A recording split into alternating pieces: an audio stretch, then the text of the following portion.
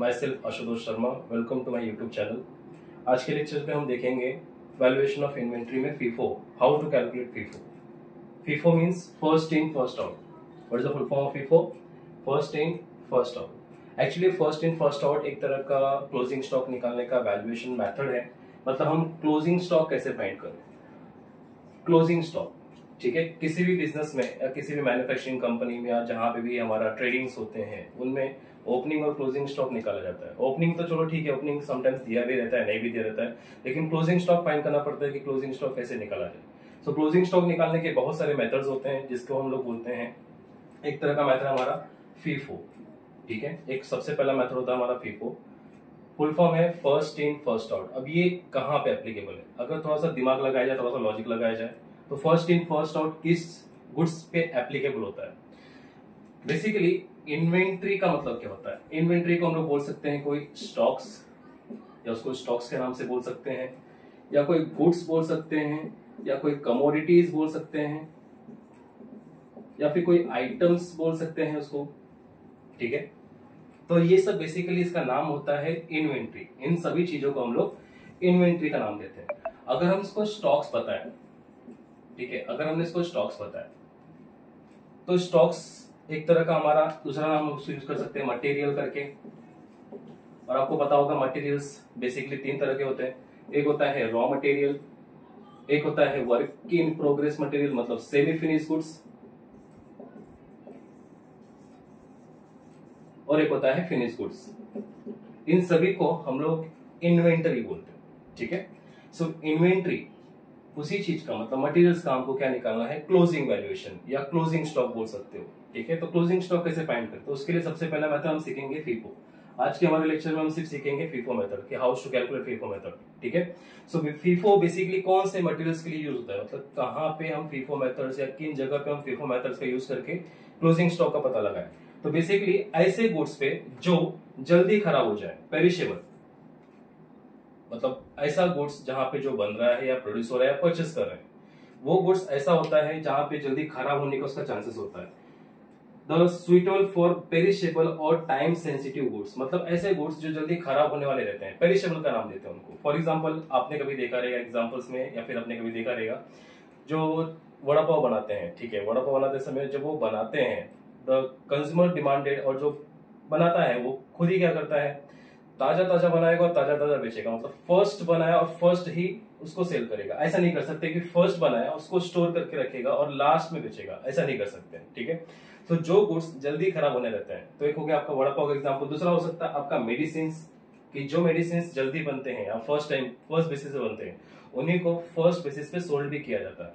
या फिर कोई foods, for example sea foods, जैसे ही सी फूड्स मार्केट में आता है तुरंत का तुरंत उनको निकाल दिया जाता है। अगर ऐसा ना करे तो क्या हो जाएगा? वेस्ट हो जाएगा, खराब हो जाएगा। तो जो पेरिशेबल होते हैं, जो जल्दी खराब होने वाले रहते हैं, ऐसे गुड्स को तुरंत का तुरंत बेच दिया जाता है। इसी मेथड्स को हम लोग नाम देते हैं फर्स्ट इन फर्स्ट आउट। मतलब जैसे ही मार्केट में पहला प्रोडक्ट आया, हमने जो पहला प्रोडक्ट बनाया या खरीदा, उसी प्रोडक्ट को फर्स्ट ऑफ ऑल क्या करना है? यूज करना है या फिर सोल्ड आउट करना है। इसी मेथड्स को हम लोग बोलते हैं फीफो मेथड। और इसी में हमको क्या निकालना है? We have to find the closing stocks और उसकी वैल्यू, ठीक है। हमें निकालना है क्लोजिंग स्टॉक और उसकी वैल्यू। सो एक बार बेसिकली देख लेते हैं फीफो होता क्या है। फीफो मतलब क्या होता है? First in first out. The goods produce और परचेस फर्स्ट टाइम, मतलब जो गुड्स, जो मटेरियल, जो कमोडिटी, जो आइटम हम बना रहे हैं या मैन्युफैक्चर कर रहे हैं या फिर खरीद रहे हैं, फर्स्ट टाइम उसी को फर्स्ट टाइम तुरंत यूज करना है, अदरवाइज उसको फर्स्ट टाइम सोल्ड करना है। That is called FIFO. दूसरा तरीका, दिस इज अ मेथड्स, एक तरह का मेथड्स है। देखो हर जगह पे एप्लीकेबल नहीं है। हमारा जो फीफो जिसमें हम क्लोजिंग स्टॉक निकालते हैं, हर एक जगह पे एप्लीकेबल नहीं है।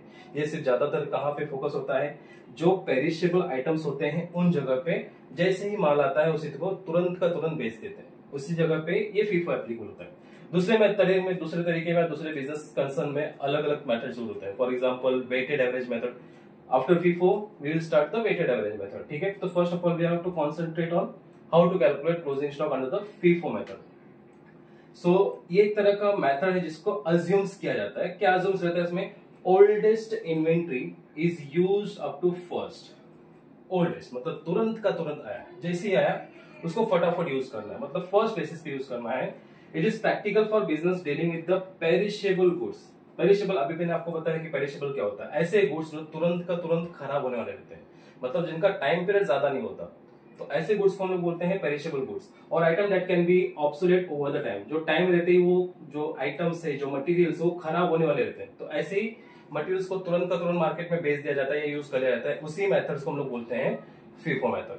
So this is the introduction of the FIFO method. ठीक है, वी हैव टू सीन कि फीफो मेथड होता क्या है, फीफो मेथड किसके लिए एप्लीकेबल होता है।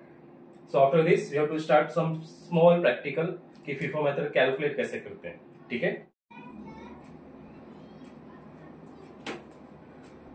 सो गाइस फीफो सॉल्व करने के लिए ये रहा आपका क्वेश्चन, पहला first question of the FIFO. कुछ आपको इस तरह से क्वेश्चंस रहेगा फीफो के बारे में, ठीक है, जिसपे आपको ध्यान देना है कि प्रॉपरली क्वेश्चंस का पैटर्न क्या है, उसमें किस पे सबसे ज्यादा पहले फोकस करना है। आपको जो सबसे पहला फोकस करना है वो सबसे पहला है आपका डेट, ये सीक्वेंस में होना चाहिए। ऑलवेज रिमेंबर, क्वेश्चंस जब भी फीफो का आए या आपको बोला जाए कि वैल्यू निकालना है as per the FIFO method के हिसाब से, तो सबसे पहले आपको क्या देखना है, डेट जो है वो सीक्वेंस में होना चाहिए, मतलब प्रॉपर ऑर्डर में होना चाहिए। जो नेक्स्ट डेट या उसके बाद का जो डेट है वो प्रॉपर सीक्वेंस में होना चाहिए। तो let's first we have to check कि क्या डेट प्रॉपर ऑर्डर में है। ठीक है, डेट के साथ आपको ये भी देखना है कि ईयर भी उसी ऑर्डर में होना चाहिए। ठीक है, ईयर पर तो ज्यादातर ऐसा क्वेश्चन आता नहीं है, लेकिन जो भी क्वेश्चन रहेंगे वो आपको डेट के हिसाब से ज्यादा मिसमैच दिया रहेगा। कभी कभी आपको पूरा परचेस का ट्रांजेक्शन एक साथ देगा, कभी कभी आपको सेल्स का ट्रांजेक्शन एक साथ देगा। ठीक है, तो इसके लिए सबसे पहले आपको क्या आइडेंटिफाई करना है, सबसे पहले हमें देखना है कि डेट प्रॉपर ऑर्डर में है कि नहीं है। एक तारीख है 5, 7, 11, 15, 21, 25, 29। ओके ठीक है, डेट तो प्रॉपर ऑर्डर में आ गया। अब डेट के बाद ट्रांजेक्शन देख लेते हैं। फर्स्ट ऑफ ऑल अपने को ओपनिंग स्टॉक्स दिया हुआ है। ठीक है, ट्रांजेक्शंस में opening stock, purchase, sales, sales, purchase, purchase, sales, sales, units दिए हुए, इतने यूनिट्स हमने खरीदे, बेचे, खरीदे, बेचे, ये सब चलता रहता है as per the at the rate per unit. ठीक है, at the rate per unit. तो एक सिंपल सा फॉर्मूला है वैल्यू निकालने का, value is equal to unit multiply by rate. हमें कभी भी अगर वैल्यू निकालना है तो ये रहा हमारा यूनिट, ये रहा हमारा eight the rate per unit. ठीक है, तो हमें इन दोनों को क्या करना है, मल्टीप्लाई करना है। मल्टीप्लाई करने पे क्या मिल जाएगा, हमें वैल्यू मिल जाएगा। तो वैल्यू का फॉर्मूला क्या हुआ, value is equal to unit multiply by rate. और इन शॉर्ट, ठीक है, अगर इसको हम चेंज करें, if you have to find the rate, क्योंकि अपने को रेट निकालना पड़ सकता है वेटेड में, तो इसके लिए ये इस फॉर्मूले को हम लोग थोड़ा तोड़ मरोड़ देंगे। फॉर एग्जाम्पल अगर हमको रेट निकालना है, so what will be the formula, ये हो जाएगा आपको वैल्यू डिवाइडेड बाय यूनिट। अब अंडर द फीफो और वेटेड में ऐसा क्वेश्चन सही नहीं कि हमको यूनिट बोला, हाँ, लेकिन यूनिट फाइंड करना जरूर पड़ सकता है। ठीक है, तो बेसिकली लॉजिकली सीक्वेंस हम लोग देखेंगे कि यूनिट कैसे निकालते हैं। वैल्यू का फॉर्मूला ये हो गया, अगर हमें वैल्यू निकालना है तो मल्टीप्लाई करना पड़ेगा यूनिट को रेट से, अगर हमको रेट निकालना है तो फिर वैल्यू को यूनिट से डिवाइड करना पड़ेगा। ठीक है, सो ये तो बेसिक इंफॉर्मेशन था। मतलब अगर आपको क्वेश्चन स्टार्ट करना है फीफो में तो सबसे पहले आपका होना चाहिए डेट, प्रॉपर ऑर्डर में होना चाहिए, सीक्वेंसिंग ऑर्डर में होना चाहिए, फिर ट्रांजेक्शन। हमें निकालना क्या है, we have to find the closing stock. हमें फीफो में क्लोजिंग स्टॉक फाइंड करना है, क्लोजिंग स्टॉक। ऑलवेज रिमेंबर, कैसे पता चले कि क्वेश्चन सही है, हम जो कर रहे हैं तो हमारा क्वेश्चन सही है, हमारा आंसर सही है, कैसे पता चले, इससे बाद में सॉल्व करते हैं। पहले लॉजिकली देख लेते हैं कि हमारा क्लोजिंग स्टॉक कितना आएगा। तो क्लोजिंग स्टॉक देखने के लिए सिंपल तरीका, कितना था, कितना खरीदा, कितना गया, कितना था, ठीक है, प्लस कितना खरीदा, प्लस कितना बेचा, माइनस, मतलब कितना था ओपनिंग स्टॉक, उसमें खरीदे हुए आइटम्स को प्लस करना है और बेचे हुए आइटम्स को माइनस करना है। फटाफट अगर आप इसमें हार्डली 30 सेकंड के अंदर आपका आंसर आ जाएगा कि आपका क्लोजिंग स्टॉक कितना है। तो आपका यहाँ पे भी जो फॉर्मेटिंग हमने बना के रखा है तो उसमें आपका आंसर भी प्रॉपर मैच होगा। ठीक है, सो लेट्स चेक कि क्लोजिंग स्टॉक कितना बचता है। अगर हम देखें, ओपनिंग स्टॉक हमारे पास 1000 थे, ठीक है, 1000 ओपनिंग स्टॉक थे, 500 प्लस हो गया, कितना हो गया फिर 1500। सेल्स हो गया 600 का सेल्स, 400 का सेल्स, मतलब 1000 माइनस हो गया, तो बचेगा कितना यहाँ पे 500, स्टिल 500 पेंडिंग। 1500 का क्वांटिटी और 500 का क्वांटिटी वापस खरीदा हमने, मतलब 2000 का क्वांटिटी हमने और खरीद लिया, हो गया हमारा 2500 का क्वांटिटी अभी तक पड़ा हुआ है। फिर उसके बाद हमने 1600 का क्वांटिटी सोल्ड कर दिया। सो 2500 में से 1600 का quantity we have sold out. So how much is remaining, बताओ कितना बचेगा फिर, मतलब क्या लगता है आपको कि कितना क्लोजिंग स्टॉक हमारे पास रहेगा। बिना सॉल्व किए सिर्फ हमको इतना पता होना चाहिए कि हमारा आंसर कितना आना चाहिए। हमारा आंसर अगर आप इसको माइनस करोगे तो कितना आएगा, अप्रोक्सीमेटली 900। मतलब हमारा जो यूनिट्स आएगा वो 900 यूनिट का क्लोजिंग स्टॉक होना चाहिए। लेकिन ये हमारा सॉल्यूशन नहीं है, ये तो सिर्फ हमने रफली सॉल्व किया है कि हमारा कितना क्लोजिंग स्टॉक आएगा। अभी इसी 900 को हमको यहाँ पे टेबल पे सॉल्व करके देखना है कि किस तरह से हमारा 900 आना चाहिए। चलो we have to assure that कि हमने ये पता लगा लिया कि हमारा क्लोजिंग स्टॉक कितना आएगा। क्लोजिंग स्टॉक अप्रोक्सीमेटली हमारा 900 यूनिट का आना चाहिए। इस पूरे क्वेश्चन में हमारा मेन है क्लोजिंग स्टॉक को फाइंड करना। ठीक है, सो आई होप आप लोग ने समझ गया रहेगा कि हमको क्लोजिंग स्टॉक कितना निकालना है। क्लोजिंग स्टॉक हमारा आंसर आना चाहिए 900। कैसे निकाला हमने, ओपनिंग स्टॉक प्लस परचेस, मतलब ओपनिंग स्टॉक में परचेस का आइटम्स को ऐड करना है और सेल्स के आइटम को माइनस करना है। तो ये रहा आपका ओपनिंग स्टॉक प्लस परचेस, ये माइनस माइनस फिर purchase plus sales minus is equal to our closing stock is 900। ठीक है, ये हो गया हमारा क्लोजिंग स्टॉक। और एक चीज याद रखना है आपको, फीफो सॉल्व करते समय, ये तो हो गया आपका क्लोजिंग स्टॉक 900 यूनिट का। फीफो सॉल्व करते समय किन बातों को ध्यान रखना है, किन चीजों को ध्यान रखना है और किन चीजों को इग्नोर करना है। सबसे पहला हमने क्या ध्यान रखा, डेट सीक्वेंस में होना चाहिए। दूसरा, वैल्यू निकालने के लिए कौन सा फॉर्मूला यूज करना है, unit multiply by rate. Closing stock कैसे पता लगा कि हमारा आंसर सही आना चाहिए या यूनिट कितना आना चाहिए, 900 हो गया, हमने देख लिया। चौथा मेन है ये जो सेलिंग रेट आपको दिया हुआ है, सेलिंग रेट, सेलिंग प्राइस बोल सकते हो या selling rate at the rate per unit बोल सकते हो। Selling rate whether it is given और not we have to ignore, हमें इसको इग्नोर करना है फीफो मेथड कैलकुलेट करने के लिए। ठीक है, इग्नोर सेलिंग प्राइस पर यूनिट। ठीक है, वेदर गिवन और नॉट, ये हमें दिया रहे या नहीं दिया रहे कोई फर्क नहीं पड़ता। अगर मैं इसको यहां पे से रब भी कर दूं, ठीक है, अगर इसमें से मिटा भी दूं और इसमें कुछ भी नहीं लिखूं सेलिंग प्राइस में, तो भी हमें फर्क नहीं पड़ेगा। हमें फर्क किससे पड़ेगा, ओपनिंग स्टॉक का प्राइस दिया होना चाहिए, परचेजेस का प्राइस दिया होना चाहिए। सेलिंग का नहीं दिया रहेगा या दिया रहेगा तो भी हमें इग्नोर करना है। मतलब इस क्वेश्चंस में हमें सेलिंग प्राइस को इग्नोर करना है। इस क्वेश्चंस या आने वाले जितने भी फीफो मेथड के क्वेश्चंस है या जो भी आप फीफो मेथड सॉल्व करोगे, तो एक बात याद रखना, सेलिंग प्राइस को आपको कंप्लीटली इग्नोर करना है। ठीक है, नाउ लेट्स स्टार्ट।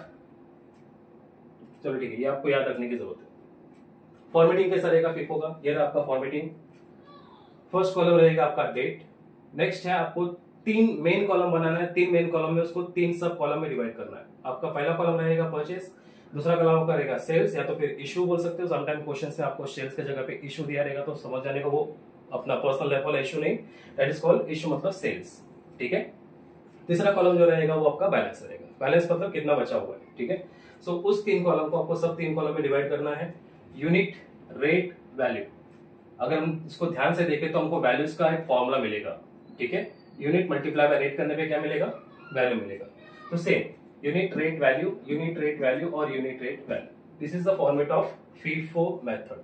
ठीक है, सो फर्स्ट स्टार्ट करना है as per the chronological order, sequencing order में जैसे भूलना नहीं। सबसे पहला date, what is the first date, 1 January 2020, 1 January 2020। How much unit we have opening stocks, ठीक है 1000। अब ओपनिंग स्टॉक का तो कॉलम है नहीं, तो व्हाट वी कैन डू, हम डायरेक्टली लिखेंगे यहीं पे opening stock as it is. ये हो गया आपका ओपनिंग स्टॉक। सेल्स तो है नहीं, ठीक है, तो ओपनिंग स्टॉक, ओपनिंग स्टॉक कितना यूनिट था, that is called our balance unit 1000 at the rate 10 rupees में। ये रहा आपका 1000 unit at the rate 10 is equal to 10,000। This is your first. हम इसको नाम दे देंगे, इन रफली लिखने की जरूरत नहीं है, हम इसको नाम दे देंगे फर्स्ट स्टॉक। ठीक है, नाम दे देंगे, लिखने की जरूरत नहीं है। First we have to remember कि कौन सा हमारे पास फर्स्ट है, कौन सा हमारे पास सेकंड है। हो सके अगर आपको कंफ्यूज ना हो तो इसको एक लाइन मार दीजिएगा, you have to divide so that you can easily understand कि हमारे पास एक स्टॉक पड़ा हुआ है। अगर हम स्टॉक्स की बात करें, तो always be focused on unit. हमें वैल्यूज नहीं चाहिए, we don't want to values, we have to just focus on unit. तो हमारे पास पहले स्टॉक्स में कितना यूनिट पड़ा हुआ है, 1000 यूनिट। जस्ट रिमेंबर 1000 पड़ा हुआ है। ठीक है, क्या हमने इसको बेच दिया इसके बाद, नहीं। नेक्स्ट डेट देखते हैं, 5 तारीख का नेक्स्ट डेट है, वापस से खरीदा। इसके होने के बावजूद हमने एक स्टॉक और खरीद लिया जिसमें क्वांटिटी 500 की थी। ठीक है, कोई प्रॉब्लम नहीं। नेक्स्ट डेट आएगा आपका अभी आपका परचेस, ये रहा आपका परचेस का कॉलम, यूनिट रेट वैल्यू 500 का units at the rate 5 rupees के हिसाब से, तो कितना आएगा 2500। ठीक है। सेल्स के कॉलम में क्या करना है, कुछ नहीं, we have to just ignore it sales column. ठीक है। अब लिखना कैसे है, यही फर्क है फीफो और वेटेड में। फीफो आपको अलग अलग स्टॉक्स करके बताता है और वेटेड आपको कंबाइन करके बताता है। फीफो में आपको हर एक स्टॉक्स को अलग अलग लिखना है, जस्ट लाइक आप राशन की दुकान पे और आपके पास अलग अलग गोनी पड़ा हुआ है। ठीक है, तो उसी गोनी के हिसाब से आपको यहाँ पर रखना है कि भाई मैच नहीं होना चाहिए, कंबाइन नहीं होना चाहिए, जो जैसा है वैसे रहेगा। सो ये रहा आपका अनदर परचेस। ठीक है, एक और स्टॉक हमने खरीद लिया ओपनिंग स्टॉक के बावजूद। अभी हमको फर्स्ट लिखना क्या है, हमारे पास पहला गोनी पड़ा है, मतलब पहला स्टॉक्स पड़ा है। Yes, we have the first stocks, तो सबसे पहले आपको वही लिखना है 1000 एट द रेट 10,000 का। इस स्टॉक के होने के बावजूद आपने एक और स्टॉक्स खरीद लिया, जस्ट उसके नीचे लिख दो 500 का स्टॉक्स 5 रुपीज के हिसाब से 2500। Now this is the second stock, just remember it, उसको लिखने की जरूरत नहीं, सिर्फ याद रखो। ये हो गया आपका अनदर ट्रांजेक्शन क्लोज्ड। अभी आपको कुछ इस तरह से दिखेगा।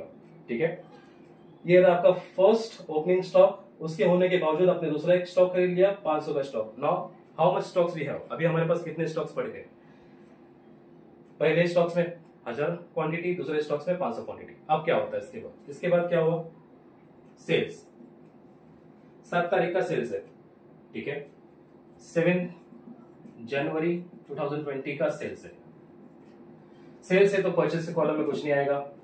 ठीक है, but always remember before writing the sales, हमें सेल्स डायरेक्ट लिखने से पहले सोच लेना है कि हमें डायरेक्ट लिखना है कि नहीं लिखना है। हम फीफो कर रहे हैं, वेटेड करते तो बात अलग है, वेटेड में हमको स्टॉक्स को कंबाइन करना है, बट फीफो में हमको स्टॉक्स को अलग अलग करके दिखाना है। तो जस्ट यहाँ पे बहुत लोग का यहाँ पे गलत हो जाता है, सेल्स अलग अलग तरीके से ना दिखा करके साथ में दिखा देते हैं। ठीक है, साथ में दिखाने का रीजन कब है, first of all just focus on the stocks. आप कितना क्वांटिटी का बेच रहे हो, कितनी क्वांटिटी का बेच रहे हो, 600 क्वांटिटी का बेच रहे हो। ठीक है, we have the two choices, हमारे पास दो चॉइस है, क्या हम पहले स्टॉक से बेचे 600, क्या हम दूसरे स्टॉक से बेचे 600। ठीक है, बेसिकली अगर आप देखोगे तो यहाँ पे 500 है, तो आपका डायरेक्टली दिमाग जाएगा कि हम सेकंड स्टॉक से क्यों ले। ऑलवेज हमेशा सेकंड स्टॉक से लेना ही नहीं है जब तक कि आपके पास फर्स्ट स्टॉक है। फीफो का यही रूल है, जब तक फर्स्ट स्टॉक आपका खाली नहीं होगा तब तक आप सेकंड स्टॉक से विड्रॉ नहीं कर सकते। तो आपके फर्स्ट स्टॉक्स में कितने हैं, 1000 क्वांटिटी, तो क्या हम 1000 क्वांटिटी से 600 लिख सकते हैं, 600 बेच सकते हैं डायरेक्टली। यस, एनफ है क्वांटिटी, मतलब 1000 क्वांटिटी में से हमको 600 क्वांटिटी बेचना है, so that we can write directly. ठीक है, कोई प्रॉब्लम नहीं, तो हम 1000 क्वांटिटी से डायरेक्टली 600 क्वांटिटी लिख देते हैं। ओके, प्राइस क्या रहेगा, हमने तो यहाँ पे इग्नोर कर दिया है, रूल्स वही लगेगा कि सेलिंग प्राइस दिया हो या न दिया हो, इग्नोर इट। तो उसका लिखेंगे क्या, जिस स्टॉक से उठा रहे हो, जिस स्टॉक से आप पिकअप कर रहे हो बेचने के लिए, उसी स्टॉक का रेट लिखना है। तो उस स्टॉक का रेट कितना है, 10 रुपीज। ये हो गया आपका 10 रुपीज, फर्स्ट स्टॉक से निकाला 10 रुपीज। भूल के भी सेकंड स्टॉक पे जाना नहीं। ठीक है, जब तक फर्स्ट स्टॉक खाली नहीं होगा तब तक सेकंड स्टॉक पे आप जा नहीं सकते। इसका रेट क्या होगा, फिर अमाउंट वैल्यू निकालना है, अगेन मल्टीप्लाई 600 मल्टीप्लाई बाय 10। ठीक है, यूनिट मल्टीप्लाई बाय रेट का फॉर्मूला याद रखो ऑलवेज। तो 600 multiply by 10 is equal to 6000। 6000 का 600 का क्वांटिटी आपने बेच दिया। नाउ कुछ बचा हमारे पास स्टॉक्स में, एनीथिंग हैज लेफ्ट, ऐसा तो नहीं कि पूरा बिक गया। सो 1000 में से 600 क्वांटिटी हमने बेच दिया, कितने क्वांटिटी बचे, 400 क्वांटिटी बचे, उसका rate 10, 4000। Still this is our first stock, अभी तक ये हमारे पास फर्स्ट स्टॉक्स के रूप में रहेगा।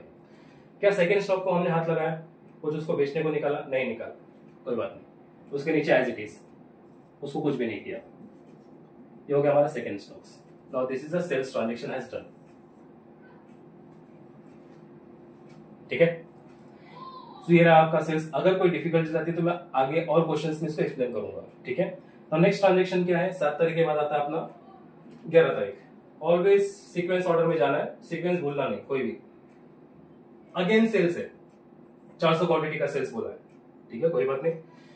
सो 11 तारीख 2020 400 क्वांटिटी। तो क्या हम 400 क्वांटिटी डायरेक्टली लिख सकते हैं, तो किस में से लिखेंगे, अभी तो हमारे पास दोनों स्टॉक्स में अवेलेबल है, यहाँ भी 400 यहाँ भी 400, तो गलती से भी इसमें से 400 उठाने की कोशिश मत करना, क्योंकि ये सेकंड स्टॉक है। हमारा रूल क्या है, ऑलवेज रिमेंबर हमारा रूल क्या है, FIFO, first in first out, जब तक फर्स्ट स्टॉक खाली नहीं होगा तब तक हम सेकंड स्टॉक से नहीं विड्रॉ कर सकते। तो क्या हमें फर्स्ट स्टॉक्स में 400 क्वांटिटी अवेलेबल है, हमें 400 बेचना है? यस अवेलेबल है, पूरा का पूरा क्वांटिटी हम बेच सकते हैं। तो इसमें से 400 उठा लिया, फर्स्ट क्वांटिटी को 400 पूरा उठा लिया। रेट क्या रहेगा, यहाँ के रेट को इग्नोर करना है, ठीक है। सो रेट क्या रहेगा यहाँ पे 10 रुपया, 4000। अब फर्स्ट स्टॉक्स खाली हो गया, तो देखो कभी कभी कंफ्यूज ना होने के लिए हम क्या कर सकते हैं कि जो फर्स्ट स्टॉक का जगह था उसको हम ब्लैंक रख देते हैं, so that we can do not get confused. कभी कभी कंफ्यूज ना हो इसके लिए हम उसको फर्स्ट जगह खाली रख देते हैं, सो हमको पता चले कि हमने फर्स्ट स्टॉक को पूरा का पूरा बेच दिया। अब सेकंड स्टॉक बचा है हमारे पास, यस 5 रुपीज की क्वांटिटी में 2500 रुपए का। अब ये हमारे लिए कौन सा स्टॉक का काम करेगा, ये हमारे लिए फर्स्ट स्टॉक का काम करेगा, क्योंकि पहला स्टॉक तो खाली हो गया, पहला स्टॉक तो पूरा का पूरा बेच दिया हमने। तो सेकंड स्टॉक जो रहेगा अब हमारे लिए कौन सा क्वांटिटी काम करेगा, फर्स्ट स्टॉक का काम करेगा। This is the next sales transaction as well. So you understand यहाँ तक।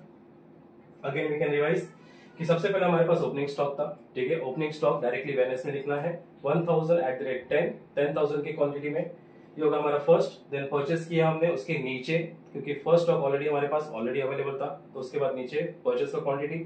फिर उसके बाद नेक्स्ट है सेल्स का क्वांटिटी। सेल्स की क्वांटिटी को हमने डायरेक्टली सेल्स के कॉलम में लिखना है, यूनिट मल्टीप्लाई बाय रेट करके। कौन से क्वांटिटी से निकालना है, जब तक फर्स्ट क्वांटिटी आपका खाली नहीं होगा तब तक। तो 600 बेचना था, 1000 में से 600 बेच दिया, तो 1000 में कितना बचेगा 400। जस्ट प्लस माइनस का काम है, आपको प्लस माइनस आना चाहिए, उतना तो मैं नहीं सिखा सकता, ठीक है। तो फर्स्ट प्लस माइनस तो आपके पास आना चाहिए। 1000 में 600 गया तो 400 बचेगा, मल्टीप्लाई भी आना चाहिए। आपके पास कैलकुलेटर अलाउड है, आप कैलकुलेट करो, मोबाइल यूज करो, ठीक है। बहुत सारे गैजेट है आपके पास। देन सेकेंड हमारे पास स्टॉक्स ऑलरेडी अवेलेबल था, उसको वैसे ही चलने देगा। अगेन सेल्स का ट्रांजेक्शन था 11 तारीख का, 400 का क्वांटिटी बेचना था, तो हमने चेक किया कि फर्स्ट क्वांटिटी में 400 अवेलेबल है। Yes always focus quantity, amount पे जाना ही नहीं है, सिर्फ क्वांटिटी पे फोकस करो। 400 था, 400 बेचना था, ठीक है, पूरा का पूरा लिख दिया, तो फर्स्ट स्टॉक्स हमारे पास ब्लैंक हो गए। नाउ जो हमारे पास सेकंड स्टॉक बचा था अब वो हमारे लिए फर्स्ट स्टॉक्स है। Now what we do the balance, हमारे पास 500 का क्वांटिटी है, 5 रुपए के हिसाब से 2500 का, ठीक है। ये हमारे पास फर्स्ट स्टॉक का काम करेगा। नेक्स्ट 15 तारीख, 15 तारीख में परचेस किया है 1500, ठीक है। ये रहा आपका परचेस का कॉलम, 1500 की क्वांटिटी 10 रुपए के हिसाब से 15,000, 115,000, ठीक है।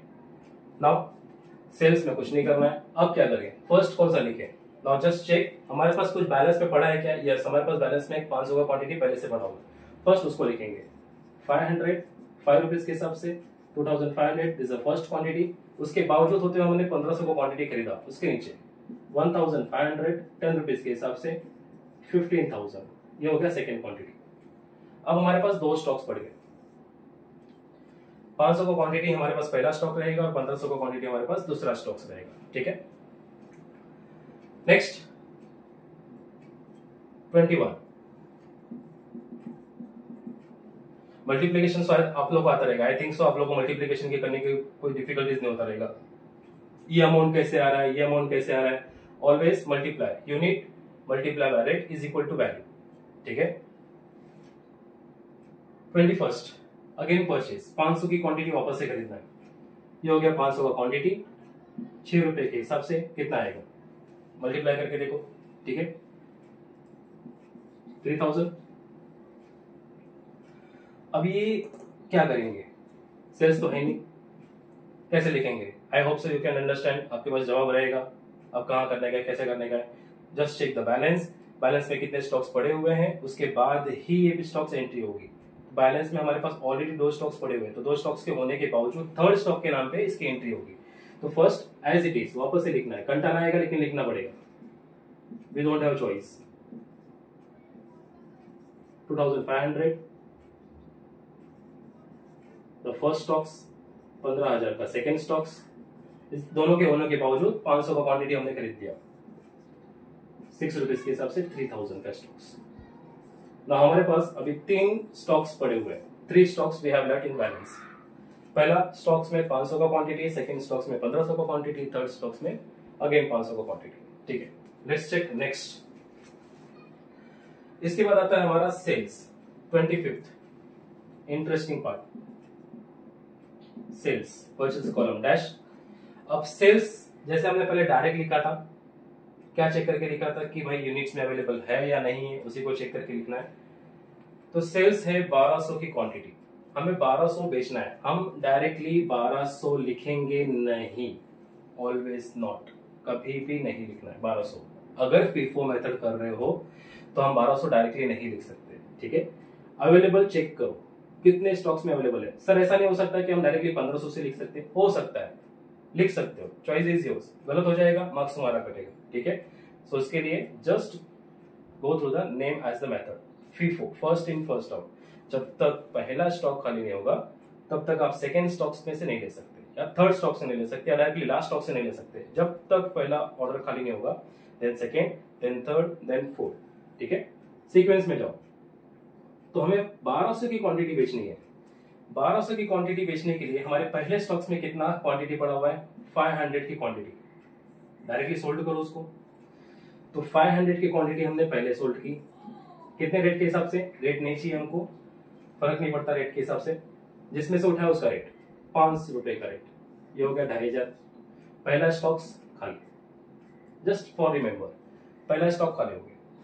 1200 में से हमने 500 बेच दिया, अब कितना बचेगा, 700। क्या ये 700 की क्वांटिटी सेकेंड स्टॉक में अवेलेबल है, चेक करो। ये हमारा सेकेंड स्टॉक है, यहाँ पे 1500 की क्वांटिटी है, हमें चाहिए 700 की क्वांटिटी। यस, लिख सकते हैं हम लोग। तो 1500 में से कितना लिखेंगे हम, 700 लिखेंगे। 1500 में से हम लिखेंगे 700, ठीक है। तो यहाँ पे दिखा देता हूँ, 1500 में से हम 700 लिखेंगे, क्योंकि हमें टोटल कितना बेचना है, हमें टोटल 1200 बेचना है, हो गया ना।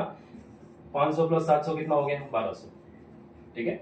सो 500 हमने पहले स्टॉक से लिया, 1500 में से 700 स्टॉक ले लिया, ये हो गए 1200 का सेल्स, ठीक है। 700 का रेट क्या रहेगा, 10 रुपया। अभी have to ignore the selling price, 10 multiply करो, कितना आ जाएगा आपका, 7000।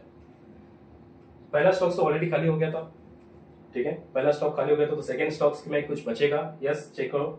1500 की क्वांटिटी में 700 की क्वांटिटी बेचा तो कितने का क्वांटिटी बचेगा, 800 का क्वांटिटी। माइनस करो, 1500 minus 700 is equal to 800। What is the rate applicable here, जो रेट था वही लगेगा, ठीक है। 10 रुपए का रेट था, 10 रुपया, 8000। अभी भी हमारे लिए फर्स्ट स्टॉक का काम करेगा, फर्स्ट स्टॉक्स। थर्ड स्टॉक को हमने हाथ भी लगाया क्या, या उसको देखा भी क्या, नहीं। तो एज इट इज बोलना नहीं है उसको। 500 की क्वांटिटी एज इट इज हमारे पास पड़ी है 6 रुपए के हिसाब से 3000 का, ये हमारे पास सेकंड स्टॉक का काम करेगा। फर्स्ट स्टॉक ब्लैंक, जगह रिमेंबर रखने के लिए, पर्पस रखने के लिए तुम छोड़ सकते हो, ठीक है। तो फर्स्ट स्टॉक खाली हो गया, सेकंड स्टॉक में हमारे पास 800 बच गए, और थर्ड स्टॉक में हमारे पास एज इट इज, जो फर्स्ट स्टॉक था वो चला गया, तो जो सेकंड था वो फर्स्ट हो जाएगा, जो थर्ड था वो सेकंड हो जाएगा। ये रहा हमारा सेल्स का क्वांटिटी। अगेन अगर कुछ डाउट है तो वापस एक्सप्लेन करता हूँ, ठीक है। हमें बेचना था 1200 की क्वांटिटी। 1200 की क्वांटिटी को हमने डायरेक्टली क्यों नहीं लिखा, हम वेटेड नहीं कर रहे हैं, हमें करना है फीफो मेथड। तो 1200 डायरेक्ट लिखने से पहले आपको चेक करना है कि आपके फर्स्ट स्टॉक्स में कितना है। 500 है, सोल्ड आउट ऑल द 500 को सोल्ड किया, सेम, ठीक है। अगेन 1200 में से 500 बिक गया, 700 और चाहिए था, तो 700 सेकंड क्वांटिटी से उठा लो, 1500 में से 700 उठा लो, ठीक है। बेच दो उसी के रेट में, जिस स्टॉक से उठा रहे हो उसी का रेट एप्लीकेबल होगा, ठीक है। उसको उस रेट में बेच दो।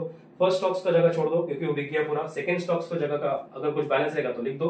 1500 में से 700 गए, 800 बचे, 10 रुपए के हिसाब से 8000। और third quantity as it is, हमने अभी तक उसको टच नहीं किया। ये हो गया हमारा 25 का।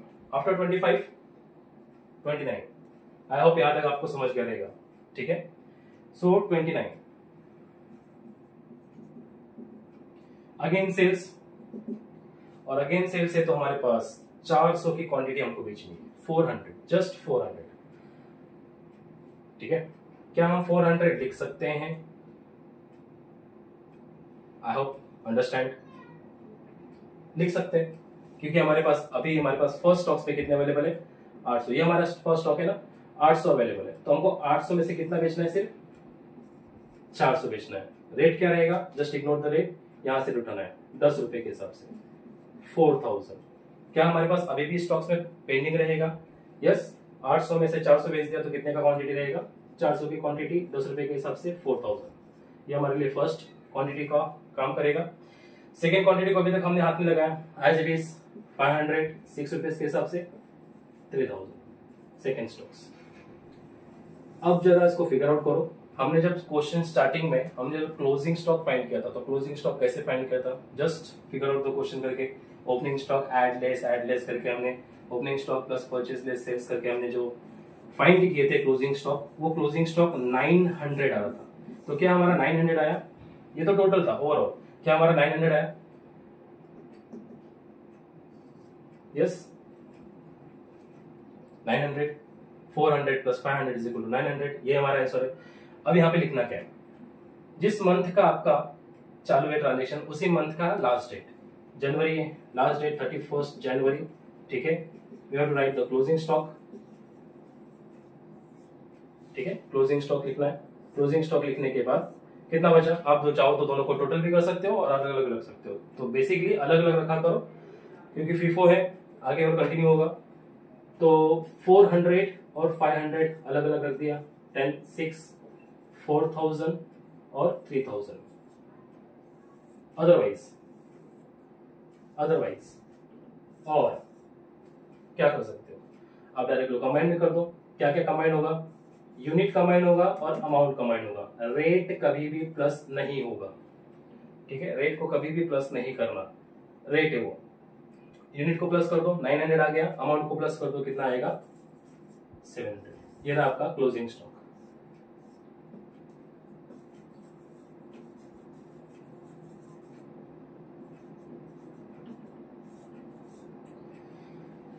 So friends, this is the first questions of FIFO method. I hope आपने समझ लिया होगा कि किस तरह से FIFO मेथड सॉल्व करेंगे। नेक्स्ट लेक्चर जो भी हम सीखेंगे FIFO मेथड में, थोड़ा इसका एडवांस क्वेश्चन सीखेंगे, थोड़ा डिफिकल्ट वे में जाएंगे, ठीक है। उसमें देखेंगे शॉर्टेज या वेस्ट कैसे हो जाते हैं, उसको स्टॉक्स में कहाँ रखना है। सो बेसिकली ये था आपका पहला सिंपल क्वेश्चंस, FIFO मेथड के हिसाब से हम क्लोजिंग स्टॉक कैसे फाइंड करें। सो आई होप आपने यहाँ पे क्रॉस चेक किया होगा कि हमने क्वेश्चन के स्टार्टिंग में किस तरह से फिगर आउट किया था और कैसे आंसर निकाला, जस्ट क्रॉस चेक करने के लिए, ठीक है। सो आई होप अगर आपको अच्छा लगा हो तो लाइक शेयर एंड सब्सक्राइब जरूर करें। थैंक यू, मिलते हैं नेक्स्ट लेक्चर में।